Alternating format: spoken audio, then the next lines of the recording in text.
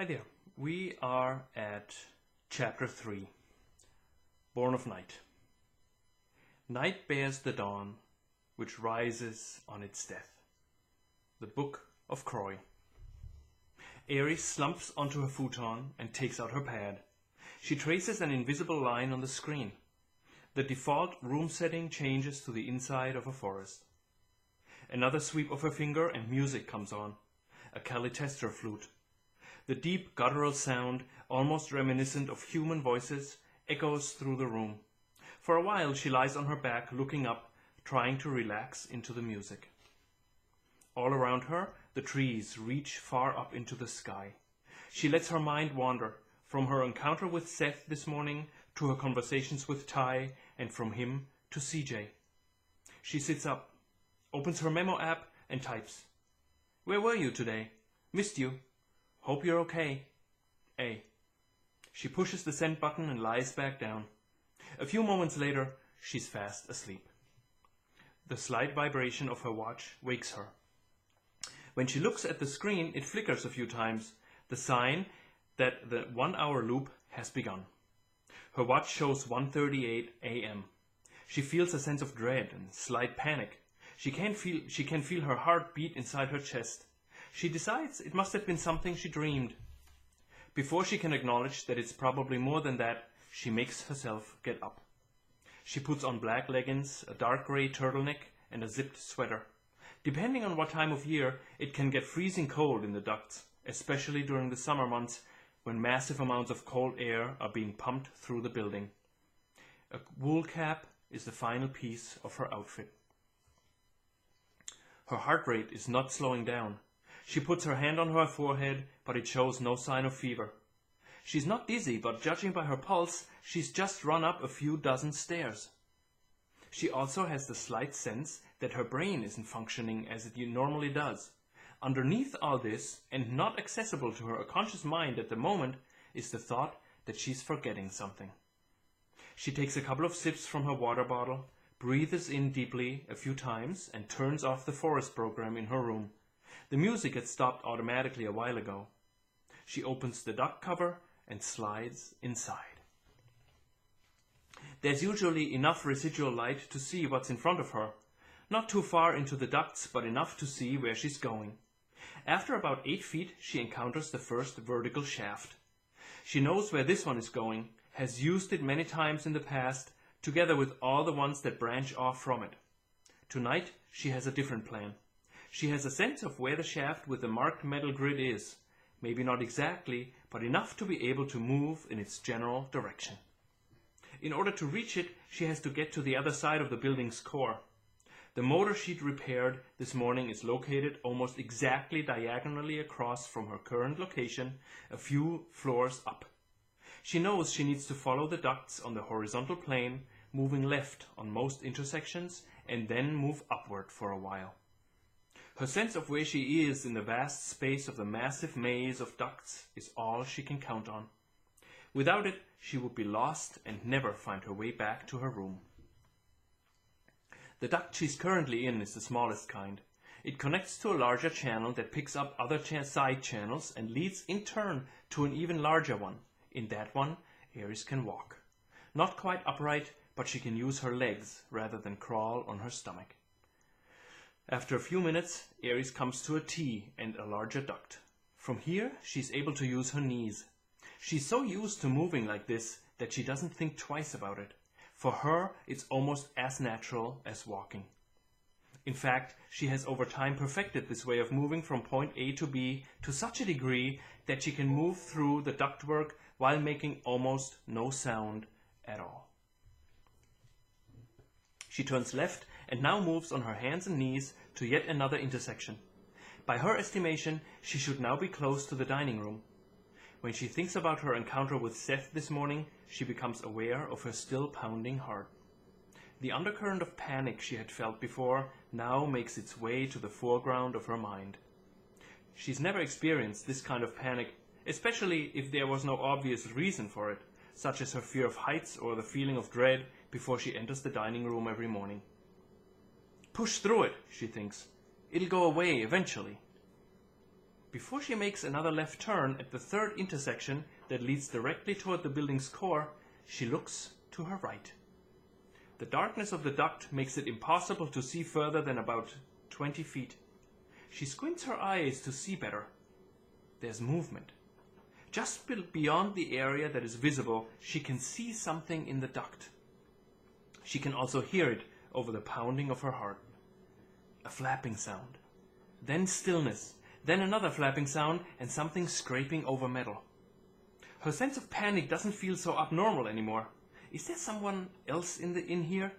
But this doesn't sound like someone moving through the ducts. It's stationary. Her view of the air duct in front of her is suddenly overlaid by another image, a much brighter duct with a figure kneeling in it about 30 feet away from her. Aries lets out a low scream and moves into the duct she came from, pushing her back against one of the sides. What the hell was this? The vision of the figure has disappeared again. She can still hear the flapping sounds and the occasional scraping over the metal surface. The impulse to go back to her room as fast as she possibly can is overwhelming. When she peeks around the corner and looks into the duct, the double vision from earlier appears again. This time, she sees a brightly lit duct with the head of a figure appearing at the end. Something clicks, and Aries has the sense that she's sharing this image. As if she sees through someone or something else's eyes. The image disappears again. Just as she decides to move and, against all her better judgment, go toward the flapping sound, she hears a piercing cry.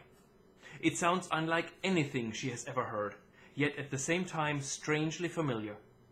But it is also completely unsettling. The echo generated by the air ducts amplifies the sound almost to the level of a continuous shriek. She freezes, thinking that this is it, this is where and how her young life will end, and whatever is making that sound moves with immense speed toward her and takes her. But then she feels it. Behind the panic and the eerie cries, she senses something else. Whatever lurks on the other end of the duct is as scared as she is. There's no malice, but pure and utter fear.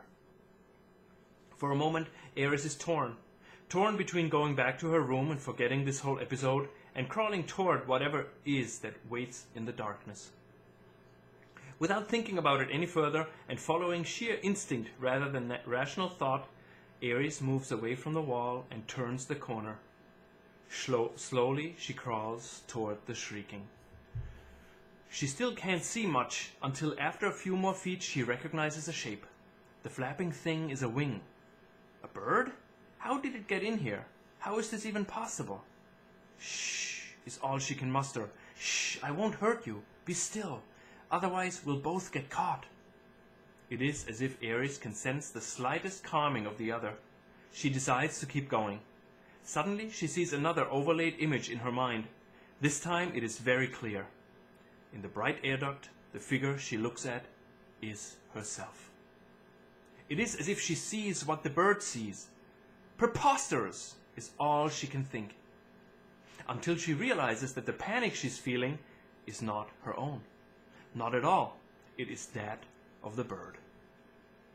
And now she recognizes what kind of bird it is. She has seen its kind before in one of the nature programs she had purchased. Birds of Prey, the program was called. It showed predator birds in their natural environment. It dawns on her at that moment that what she sees in front of her is without a doubt a bird of prey. A young one, but still. The patterns on its wings bring back the memory. Deep inside, the maze of pipes and shafts and air ducts that make up the core and lifeline of the super high-rise in a nameless desert city belonging to a world that has been almost uninhabitable for close to a century, Aries is looking at a baby hawk, caught in part of a nylon netting. The little guy looks pathetic, with his feathers ruffled and the netting wrapped around one of his feet. Now Aries can feel the pain the little creature endures. It comes from the nylon strings cutting into the skin of its talon. Shh, it's okay. Let me help you. She comes closer, trying to act calm, but not having much success. The hawk flutters, growing more frantic the closer she comes. Its piercing cries fill the air duct. almost to the point of hurting Aries' ears. The cries bring with them her own fear that someone or something is going to hear them. What if they are above someone else's sleeping quarters or a common area? She has to do something, and soon, to calm the hawk down. Talking softly to the bird, she edges slowly closer until she's about 6 feet away. That's when her wristwatch begins to vibrate. First she thinks it's the alarm for the 1-hour loop, signaling that it's close to the end. But that's a different signal. Oh no, she thinks as she touches her watch, traces an invisible line on its surface. A digital clock appears. Its numbers pulsate in 1-second increments. 2:59, 2:58, 2:57. It's the warning for the duct cleaning. It'll start in 2 minutes and now 52 seconds. How could she have forgotten this? Usually, whenever she enters the ducts, she makes sure she has enough time before the next duct sterilization. Maybe it was because of her earlier panicked state that she'd completely forgot about it. In 2 seconds, Aries processes several pieces of information. First, it would most likely take her more than 2 minutes and 50 seconds to get back to her room. She might be able to pull it off, but it would be very, very tight. Secondly, if she made it safely to her room in that time, the hawk would most certainly die. Nothing alive can stand the microwaves generated by the Raytheon's high-frequency burst. It would fry her within seconds. The conflict of her life versus that of the hawk lasts an instant before she makes her choice. She moves toward the panicked bird. Without further thought, she envisions the image of the forest program in her mind. While she crawls the last few feet, she sees in her mind's eye the trees reaching far up toward the sky. At the same time, she makes eye contact with the hawk. I won't hurt you, she thinks. Almost immediately, the hawk calms and his flapping weakens.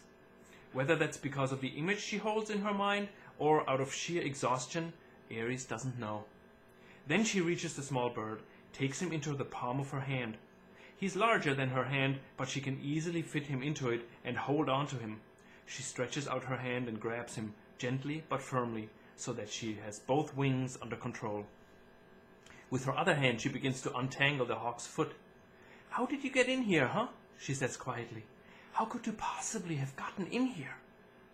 Aries forces herself not to think about the time that is bleeding out of the present moment and heading toward the inevitable. Poor thing, hold on, almost there, she says, while trying to keep the image of the forest in her mind's eye. For whatever reason, that seems to be the calming factor for the hawk. There you go, all good now. We're all good now. She pulls the last thread from the talon and the bird is free. Aries turns her head, looks back toward where she came from. Sorry about that, she says. Without thinking, she opens the zipper of her sweatshirt, pushes the hawk inside, and closes it. Try to stay calm, she says. Then she turns around and moves as quickly as she can back toward the last intersection. A brief glance at her watch tells her that she won't make it. She turns left, back into the duct she'd come from. It leads toward the one closer to the dining hall. When she gets to the next intersection, her watch shows 38 seconds. She makes a right turn, moves into another duct. I'm gonna be dead soon, she thinks, while moving as fast as possible through the small space. 28 seconds. Before her and to her left, a smaller duct goes off, perpendicular to this one. She assumes that it leads into one of the rooms. Not hers. She decides it's probably better to land in someone else's room than it is to get fried by high levels of microwaves and crawls inside. She moves forward while pushing off her elbows.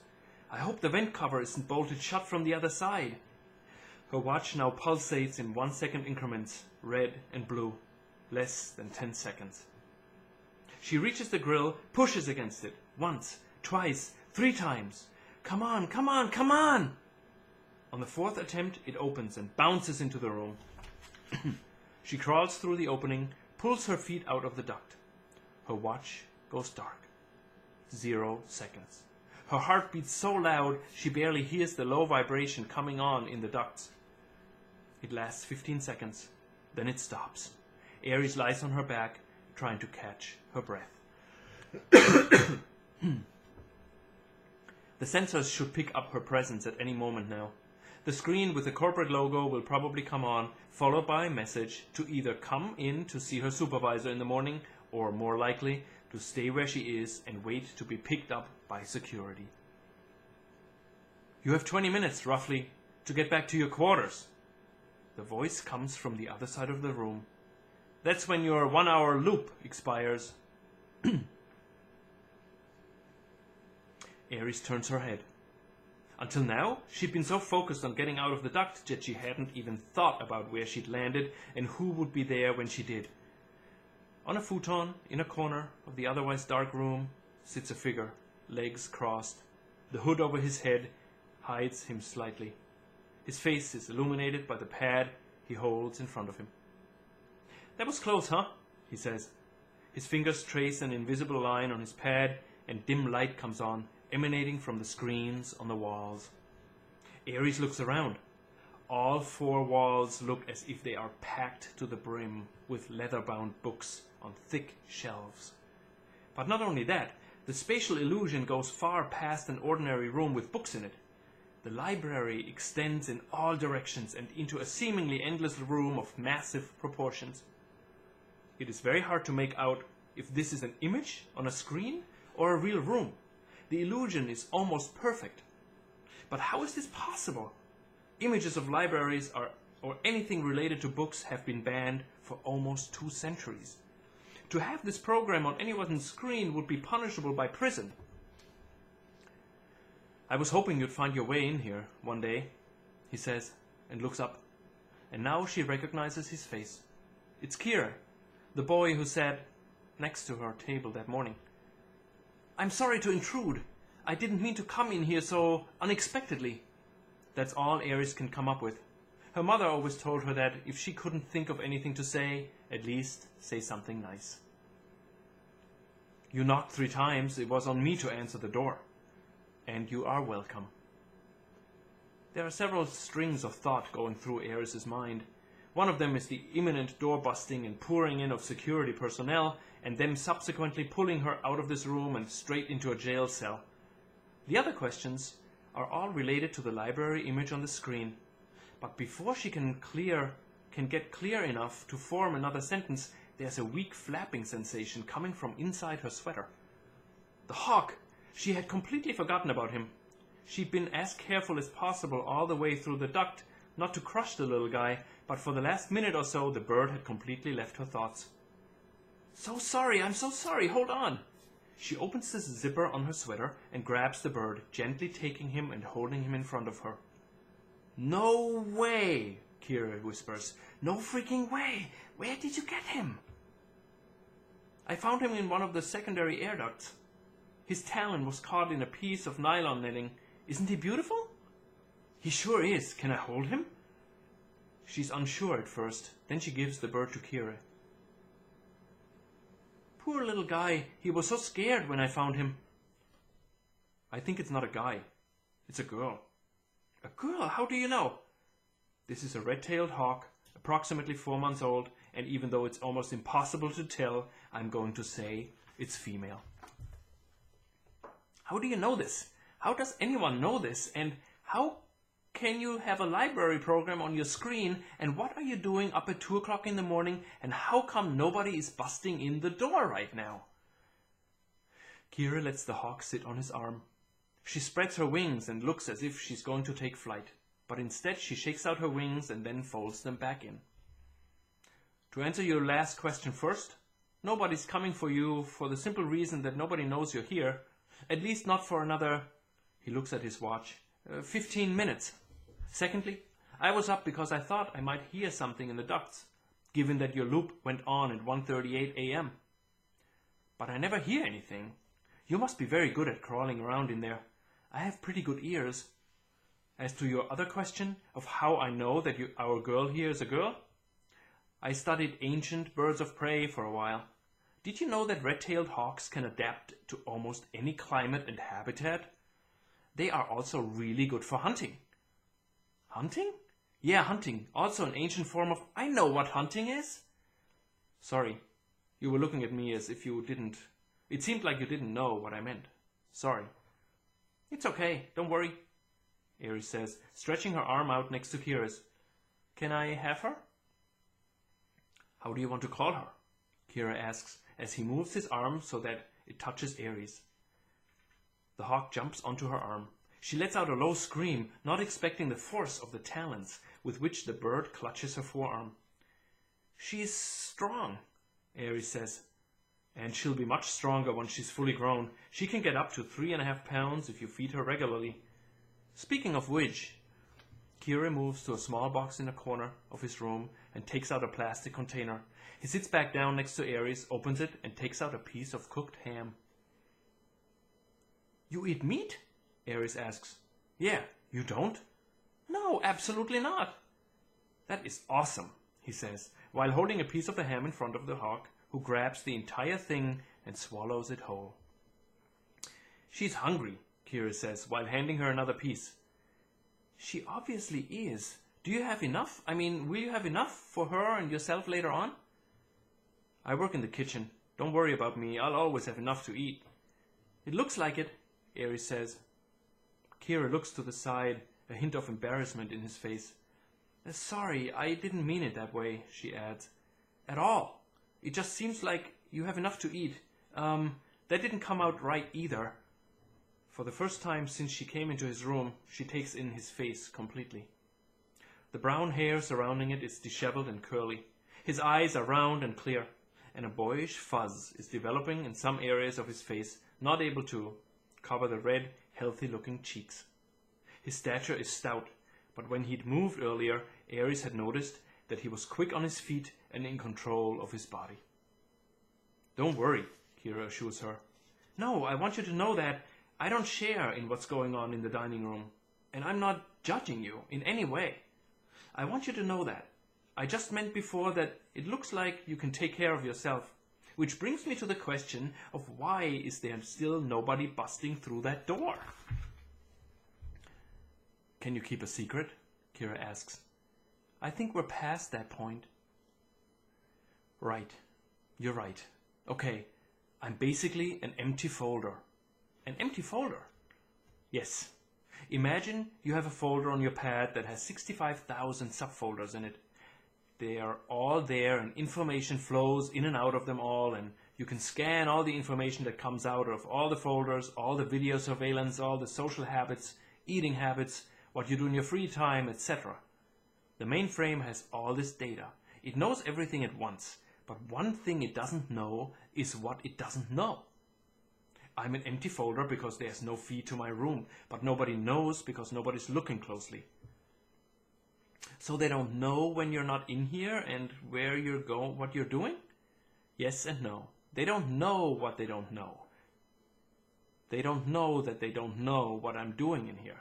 They have no reason to look closer, and so they don't. So far it has worked. As for you, you've got 8 minutes before your loop runs out. And if I were to ask you how you are privy to this kind of information, you would say... I would say I hacked into the mainframe computer to make them not know what they don't know, and while doing this, I stumbled upon someone who was almost as clever as I was. Well, at least clever enough to get an hour a day. Can you help me with the rest of the time? If you're asking whether or not I can make the mainframe believe that it knows you when in fact it doesn't, yes, but I need your pad. That's going to be a problem. I know. I can't leave your room and it's traceable. It can't leave your room and it's traceable. Yes. I'll think of something. In the meantime, what are you going to do with our new friend here? She can't go to your room. Not if you want to keep her. Can she stay here? Aries asks. Sorry, I'm asking too much. I can't ask you to do this. I don't know you. Are you kidding me? To see a red-tailed hawk on a screen and spend a week's worth of pay on it is one thing. To have one as a roommate would be fantastic. Really? Yes. Okay, it's settled then. Can I come by to visit? You can come here every day for 1 hour if that's what you want. Aries smiles. I'd love that. Thank you. And thank you for being here and for having this room and no other room in this building and for being unnoticed and... You need to go, Aries Egg and D. Okay, thanks. Thanks so much. You said that already, about 20 times. I'm going to blush if you keep this up. Okay. I will see you tomorrow. Maybe in the dining room? No. Sorry. But I don't think it's a good idea if we even look at each other down there. There can't be any suspicion. Otherwise, they begin to want to know me, and that's the last thing I need. Yes, you're right. Good. I'll see you around. Aries kneels in front of the vent. You can try to think of a name for her, Kira says. I have. It's Lila. It means born of night. Kira grins. Born of night it is. Aries crawls into the air duct and away from the vent. When she hears Kira closing the vent screen, she's already at the intersection and moving toward her room. She thinks about the baby hawk with her dark feathered wings and soft white belly, and when she reaches her room, she enters it with the comforting realization that she did not make a friend today. She made two.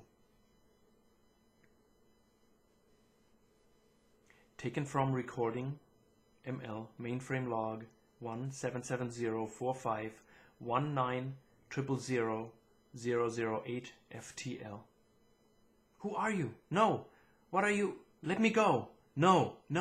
You can't do that! You can't! No! What are you taking me? End of recording.